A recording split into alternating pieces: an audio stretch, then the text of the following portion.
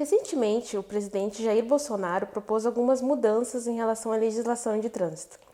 Para explicar um pouquinho mais para vocês, nesse episódio, a gente vai conversar com a Juliane Cunha, que trabalha aqui na Doutor Multas com a gente. Gostaria de que tu começasse te apresentando então, Juliane. Claro, Lisandra. Meu nome é Juliane Cunha, trabalho com direito de trânsito e com a empresa exclusivamente há 2 anos. Então, é um prazer estar aqui. Muito obrigada pelo convite. E esse tema, né, Juliane, tem rendido bastante comentários nessa semana, nesses últimos dias, porque ela propõe várias mudanças em relação à legislação de trânsito e muitas dessas mudanças mexem com o Código de Trânsito Brasileiro, né? Então, eu gostaria que tu começasse, então, citando algumas dessas mudanças que são propostas pelo projeto. Claro. Na verdade, esse projeto ele tem alguns tópicos que são extremamente controversos. Isso tem sido tema de discussão por aí, né, em rodas de conversa, em veículos de comunicação, porque ele aborda alguns temas extremamente importantes. Um deles é a pontuação necessária a ser atingida para que haja a instauração do processo de suspensão da CNH. Hoje em dia, ao atingir 20 pontos, o condutor já tem esse risco, já existe a possibilidade de o Detran instaurar um processo de suspensão do seu direito de dirigir. A proposta vem com a ideia de aumentar essa pontuação para 40 pontos, né? Ou seja, dobrar. Além disso, há outras questões, como é o caso da utilização da cadeirinha infantil. O projeto ele prevê a utilização de um equipamento adequado à idade, tamanho e peso da criança, mas não faz nenhuma menção ao uso da cadeirinha. Ou seja, isso ainda vai depender de regulamentação. Outro tema também importante que nós precisamos conversar sobre ele é a utilização dos faróis durante o dia. Tenho certeza que vocês se recordam que isso também já foi um tema controverso quando entrou em vigor essa disposição, né? A utilização dos faróis durante o dia não era uma prática comum dos condutores. A partir do momento em que isso foi determinado, foram geradas diversas infrações, né, com base nisso. Então, agora o projeto de lei prevê voltar atrás, ou seja, demonstrar a desnecessidade da utilização da luz baixa durante o dia, inclusive ressaltando questões de que se gasta muito esse tipo de equipamento no clima do Brasil, né? Então, isso é importante também saber o porquê de tais proposições. E, por fim, a questão da renovação da CNH. Hoje em dia, nós temos um prazo de 5 anos, em que, a partir do momento em que o condutor completa 5 anos com o documento, ele precisa fazer a renovação. A ideia da proposta é de aumentar esse tempo para 10 anos. E todas essas mudanças, né, Juliane, seguidamente a gente atende os motoristas aqui e muitas delas são pedidos dos próprios motoristas, né? Então, durante essa semana e nos últimos dias, essas discussões elas ganharam muito espaço muito por causa disso, porque muitas delas são demandas dos próprios motoristas. É importante a gente falar aqui que esse projeto ele não vai ser aprovado de uma hora para outra, que há todo um procedimento em relação até o projeto ser aprovado, né? Poderia falar um pouquinho quais são os próximos passos, então? Sim, o presidente da República ele apresentou o projeto de lei. Ele, num primeiro momento, vai passar pela Câmara dos Deputados. Dentro da Câmara dos Deputados, isso vai ser designado a uma comissão específica, certo? Essa comissão vai fazer a votação do projeto de lei, vai remeter esse projeto ao Senado, que também fará a sua votação interna e poderá retornar ao presidente para veto, para sanção. E é importante ressaltar também, Lisandra, que não necessariamente esse projeto, se aprovado, será aprovado com as mesmas disposições em que foi apresentado. É possível que nessas casas legislativas nós tenhamos a alteração do texto legal. Então, pode ser que o projeto seja aprovado integralmente, pode ser que ele seja aprovado parcialmente, com algumas mudanças, e pode ser que ele seja negado. E realmente, a aplicação dessas ideias que estão rolando por aí, em decorrência desse projeto de lei, não é imediata. Isso é importante também que fique claro. Muitos motoristas ficaram questionando em relação a isso, né, Juliane, de que caso o projeto seja aprovado, como ficarão os motoristas que já foram penalizados por essas infrações que talvez deixem de existir, como a da cadeirinha, né, que o projeto prevê que não haja mais multa de trânsito. E especialmente a questão do processo de suspensão, né? Nós temos recebido várias perguntas de pessoas que têm processos de suspensão pelo somatório de pontos instaurados e que estão em tramitação agora e que têm esse interesse em saber, primeiro, talvez com alguma ideia de aplicação imediata, que nós já desconstituímos aqui. Mas, ainda que fosse de aplicabilidade imediata, uma lei, quando aprovada, precisa dispor da aplicabilidade retroativa também. Não sabemos ainda se o resultado da aprovação dessa lei, desse projeto de lei, vai ter efeito retroativo, ou seja, vai aproveitar os processos que já foram finalizados ou que estão em andamento.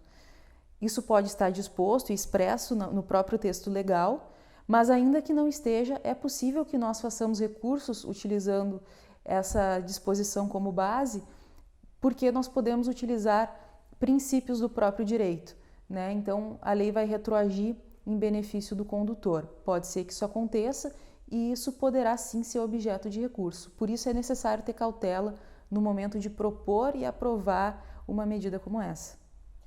Até porque as mudanças, elas são bem significativas, né, Juliane? E tu teria algum exemplo para dar para o pessoal, então, que está nos acompanhando aqui hoje, de que, por exemplo, um dos exemplos que eu já vou até citar é a questão do uso da cadeirinha, né, que existe desde o CONTRAN aprovou em 2010, e até ela entrar em vigor passou-se 2 anos, porque é todo um processo, né? Porque não é assim, as coisas não acontecem de uma hora para outra, né?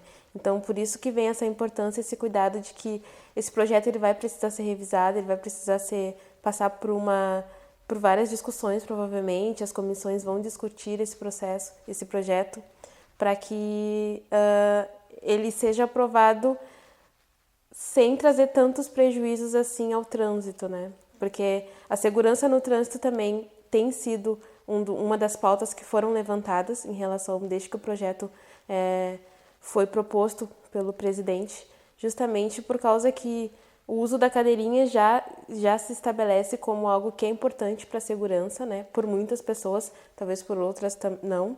Mas, então, é interessante que essa discussão aconteça com calma, com cautela, para que a segurança no trânsito não seja afetada, né? Com certeza. Na verdade, qualquer mudança que tenha uma abrangência tão grande quanto essa que está sendo proposta, precisa sim ser tomada com cautela. Nós já tivemos exemplos, né, como você falou, de outros projetos de lei, inclusive atinentes à matéria de trânsito mesmo, que sempre geraram discussão, porque nós temos a utilização do veículo e da CNH entre os brasileiros é extremamente difundida, como nós já sabemos. Então, isso acaba impactando a vida de milhões de pessoas. Por isso é importante que nós tenhamos, sim, muito cuidado ao avaliar o porquê das mudanças, porque se as coisas não estão dando certo, pode ser, sim, que nós tenhamos que alterá-las, mas sempre avaliando os porquês e os comos. Uma coisa que também é bem interessante que esse projeto gerou é a discussão em relação a algumas pautas do Código de Trânsito. Trabalhando já há 2 anos aqui na Doutor Multas, qual é o teu olhar em relação aos motoristas e ao desconhecimento em relação à legislação, né? A gente tem como objetivo aqui, como propósito também, informar os motoristas para que eles saibam sobre os seus direitos, né? Não apenas sobre recurso, mas também sobre o que o CONTRAN prevê. E qual é o teu olhar assim, em relação ao que tu acha que os motoristas ainda desconhecem bastante, que é super importante que eles saibam, mas ainda há um desconhecimento em relação à legislação de trânsito? O direito de trânsito é bem difundido justamente porque ele causa esse impacto na vida de muita gente. E como qualquer assunto dessa magnitude, vai gerar informações verdadeiras e informações falsas. Então, muito além do mero desconhecimento em relação à legislação de trânsito, nós temos conhecimentos errados. E eu acredito que isso é o mais importante de desmistificar, né? Tem muitos mitos, né? Muitos mitos que as pessoas acreditam e... Isso. Eu vou exemplificar algo que eu, antes de começar a estudar o direito de trânsito, imaginava.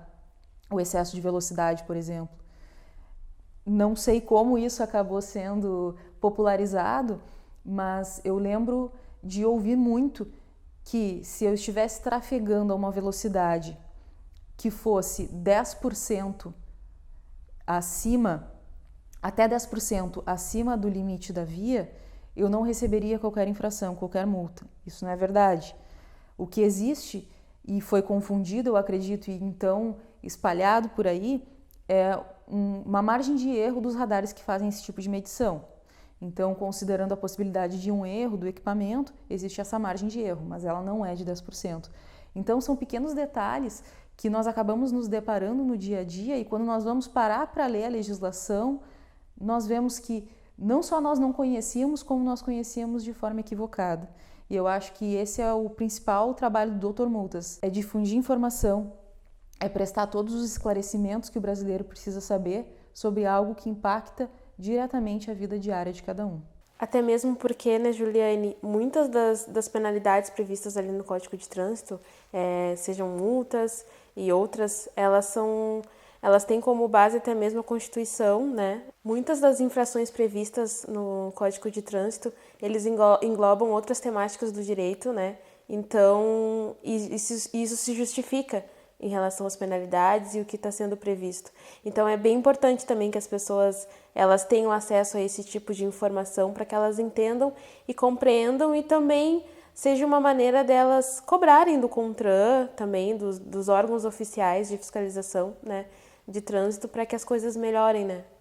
É justamente isso que a Dr. Multas propõe, né, Juliane? Que é a questão de levar essa informação aos motoristas, e é muito interessante da gente perceber que a gente tem conseguido fazer isso durante esse tempo que a gente já tem o nosso site, já tem as redes sociais, agora a gente está começando com o podcast, vídeos aqui para o YouTube, entrevistas, então é legal de perceber que há uma busca dos motoristas pela informação, e que é importante também que os órgãos de trânsito estejam atentos a isso, né, para que o trânsito seja de fato um lugar mais seguro. Gostaria de agradecer então a tua presença aqui hoje, a tua explicação em relação ao projeto de lei, e falar para o pessoal que a gente vai acompanhar sempre, então vocês podem acessar o nosso site, as nossas redes sociais, a gente está acompanhando os passos, a cada passo desse projeto, então a gente, assim que tiver alguma novidade, assim, a gente sempre vai estar aqui disposto a explicar para o pessoal sobre o que vai acontecer em relação a essas mudanças ou não do projeto proposto. Obrigada e até o próximo episódio. Muito obrigada.